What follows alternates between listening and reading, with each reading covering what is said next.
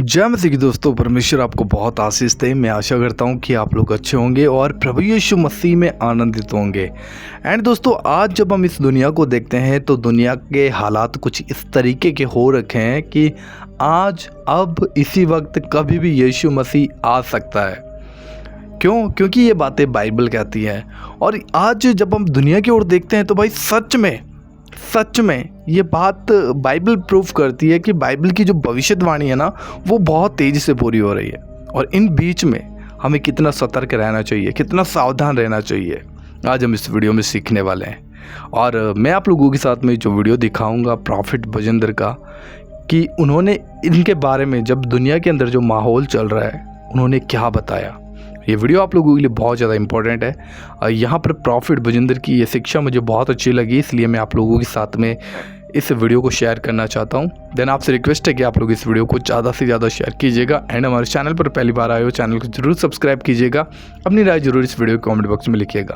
आइए देखते हैं इस वीडियो को पूरा देखना, शेयर जरूर करना। आनंद आपके अंदर होना चाहिए। अगर आपके अंदर परमेश्वर का आनंद नहीं है तो ये संसार कह रहा थोड़ी देर में खत्म हो जाएगा, ये दुनिया खत्म हो जाएगी, लोग मर जाएंगे, यीशु आने वाला है बादलों पर। लोगों को नहीं पता। अभी अगले साल भी आप रैप्चर सुनेंगे, लोग उठा लिए जाएंगे बादलों पर, लोग ठट्ठा कर रहे होंगे, गिड़गिड़ा रहे होंगे, पति पत्नी जा रहे होंगे। बाइबल बोलती है 2 में से 1 ले लिया जाएगा, 1 छोड़ दिया जाएगा। कह रहा 2 दिन चक्की पीस रहे होंगे, 1 ले लिया जाएगा, 1 छोड़ दिया जाएगा। 2 खेत में काम कर रहे होंगे, 1 ले लिया जाएगा, 1 छोड़ दिया जाएगा। कह रहा हल्ला मचाने वाले, नाम धराई करने वाले यहीं रहेंगे 3.5 साल। और परमेश्वर कह रहा है भूखमरी लेकर आएगा, अकाल लेकर आएगा। कहता वो रोटी मांगेंगे, रोटी नहीं मिलेगी। कहता कि वो मौत मांगेंगे, मौत नहीं मिलेगी। कहता वो पानी में डुबकी लगाएंगे लेकिन वो ऊपर आ जाएंगे, मौत नहीं रहेगी। कहता कोई डॉक्टर नहीं रहेगा इलाज करने वाला, क्योंकि यीशु मसीह उन्हें दिखाएगा 3.5 साल इस धरती पर जिन्होंने यीशु मसीह के नाम को पैर तले रोंदा है, जिन्होंने यीशु मसीह के नाम को कुचला है, जिन्होंने अपमान किया है, अभिषेक का अपमान किया है, अभिषिक्त का अपमान किया है, जिसने मेरा अपमान किया है, जिसने आपका अपमान किया है, वो बदला लेने वाला परमेश्वर जिंदा है। याद रखना यीशु मसीह के नाम में। मैं उन लोगों को बता रहा हूं कि अगर आज आप चाहते हैं कि परमेश्वर आपको 100 गुना दे, परमेश्वर से ये मांगो, परमेश्वर कि तू मुझे आज पवित्र आत्मा मेरे चरित्र में सुधार कर दे। यहाँ 100 गुना मिल सकता है लेकिन ऊपर आपको 100 गुना नहीं मिलेगा। याद रखना, कहता आपको अपनी लाइफ के अंदर ये बात याद रखनी है। परमेश्वर अगर मेरे चरित्र में कोई व्यभिचार करने की गंदी आदत है तो आज छोड़ दे। परमेश्वर अगर मेरे चरित्र में शराब पीने की गंदी आदत तो छुड़वा दे। परमेश्वर चाहता है कि जब आप सुधार करेंगे, आज रात के बाद परमेश्वर आपके घर में सुधार करना शुरू करेगा, आपके हार्ट में सुधार करना शुरू करेगा, आपके लीवर में सुधार करना शुरू करेगा, आपके जीवन में सुधार करना शुरू करेगा। अगर आप चाहते हैं सुधार करना तो परमेश्वर आज रात से सुधार करना शुरू करेगा। पवित्र आत्मा कह रहा है कि रिबका के पास जब औलाद नहीं था, वो अपने पति के पास गई और कहने लगी मुझे औलाद दे। उसने कहा मैं परमेश्वर नहीं हूं, मैं तुझे औलाद दूं। लेकिन उस समय में उसका फल, उसको दूधा फल उस समय में बच्चा देता था। उस समय में एक फल होता था, उसका विश्वास दूधा फल पर था। जो दूधा फल खाता था उसको बच्चा हो जाता था। और वो औरत को भी किसी ने दूधा फल दिया और उसी समय उसने कहा मैं दूधा फल खाऊंगी और मुझे बेटा हो जाएगा। लेकिन उससे कोई बेटा नहीं हुआ। लेकिन उस समय में जब उस इसहाक ने उसको डांट लगाया और उसी समय उसने कहा मैं नहीं दूंगा, मेरा खुदा देगा तुझे बेटा, उस पर भरोसा रख। आज बहुत सारे लोगों का भरोसा कह रहा कि दवाइयों पर है। मैं कह रहा लेकिन वो दवाई काम नहीं आती। लेकिन उस समय में उस औरत ने जब अपने पति की डांट खाई और बैठकर प्रार्थना करने लगी, तभी परमेश्वर ने उसकी आवाज को सुना और उसके गर्भ में सुधार करना शुरू कर दिया और उसको मां बना दिया। मैं कह रहा हूं आज रात बहुत सारे लोगों के पेट में सुधार होने लगेगा। आज आपका भरोसा जब परमेश्वर पर होगा, आज वचन पर होगा, पवित्र आत्मा आपकी लाइफ में कहता कि आज कोई कैंसर है सुधार होगा। तू आ गया है, तू विश्वास कर ना कर। आज रात मैं कह रहा हूं तुम विश्वास करो ना करो, लेकिन आज रात तुम 100 गुना छुटकारा लेकर जा रहे हो। आज 100 गुना बेदारी आने वाली है। जो लोग मजाक उड़ाते हैं, हल्ला मचाते हैं, जो लोग बोलते हैं यीशु नहीं है, मैं कह रहा हूं उनके लिए यीशु आ गया है। मैं आपको बता रहा हूं कि पवित्र आत्मा मेरी जिंदगी में आया, मुझे पता नहीं था। मैं 8वीं क्लास से शराब पीने लगा, नशा करने लगा और मैं हल्ला मचाता था। मैं सोचता था मैं कोई यीशु मसीह नहीं है। और मैं एक दिन एक पादरी को मारने के लिए चला गया किसी के साथ। मैंने कहा ये धर्म बदलते हैं, चलो इसको। और इसी समय जब मैं गया, पुलिस वाले मेरे दोस्त होते थे। 8वीं से लेकर 10वीं तक, 10वीं में जब मैं आया और उसके बाद मैं शराब पीता था, इधर उधर की बातें करता और गंदे लुचपन के काम करता था, पापी मनुष्य था मैं।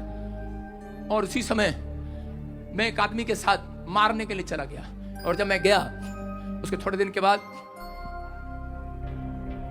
मैं अपने दोस्तों के साथ जा रहा था और कुछ शराबी लोगों के साथ झगड़ा हो गया और उसको ऐसा मारा कि 1.5 साल में जेल में पहुंच गया।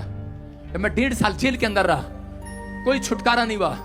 मैं कह रहा हूं कि जज मेरा फूफा, एसपी मेरा मामा, तहसीलदार मेरा मामा, बड़ा घमंड था मुझे, जमींदार का लड़का हूं, बाप सरकारी नौकरी पर, बड़ा नाम था, बड़ा पैसा था, बड़ी शोहरत थी, बड़ा घमंड था मेरे अंदर, लेकिन बड़ी सिफारिशें मेरे पास।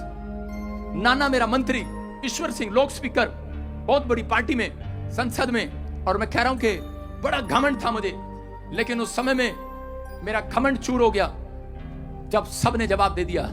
और उसी समय मुझे किसी ने अंदर जेल में किसी ने मुझे बाइबल दिया। उसने कहा मैं एक जाट परिवार से हूं और मैं हिंदू फैमिली से बिलोंग करता हूं, लेकिन उस समय किसी ने मुझे बाइबल दिया, मैंने उसे उठा के ऐसे रख दिया। मैंने कहा चल हट। मैंने कहा कोई भगवान नहीं है। लेकिन मुझे भूत दिखने लगे, रात को मेरे सामने नाचने लगे। आज मैं तो किसी दुष्ट आत्मा से जकड़ी हुई औरत को देखता हूं, मुझे अंदर से पीड़ा होती है। मुझे रोना आता अंदर से। वो कैसे दुख उठा रही हैं, कैसे प्रॉब्लम में हैं। लोग मजाक उड़ाते हैं, लोग ठट्ठा करते हैं, लेकिन जिस व्यक्ति के घर में दुख है उसी को मालूम है दुख क्या होता है। सब लोग मजाक उड़ाते हैं, मेरा भी मजाक उड़ा रहे थे। मुझे दुष्ट आत्मा दिखाई देने लगी अंदर। मैं बोलता था कि औरतें दुष्ट आत्माएं जेल में कैसे आ गई, आदमी लोग हैं यहाँ पर। मैं किसी को बताता, कभी मैं ताका बंधवाता, कभी मैं तबीज लेता, सब कुछ करता, लेकिन कोई मेरा हालात ठीक नहीं हुआ। मैंने सबको पुकारा, जिस जिसको मैं जानता था, जिस जिसको भगवान को मैं जानता था, मैंने सबको पुकारा। लेकिन उस रात मैं थक गया। इस आदमी की तरह मैंने फिनाइल की गोलियां मंगवाकर चाय वाले को 500 रुपए देकर जेल के अंदर उसमें डालकर बैठा था। उस दिन क्रिसमस था। मैंने कहा मैं आज अपनी जान दे दूंगा, खत्म कर दूंगा अपने आप को। मेरे से देखा नहीं जाता, मेरे सामने आती हैं, वो मुझे थप्पड़ मारती हैं, मुझे पीटती हैं। और मैं बैठा बैठा रोता हूं, तकलीफ में चला जाता हूं। और उसी समय मैंने कहा परमेश्वर अगर तू है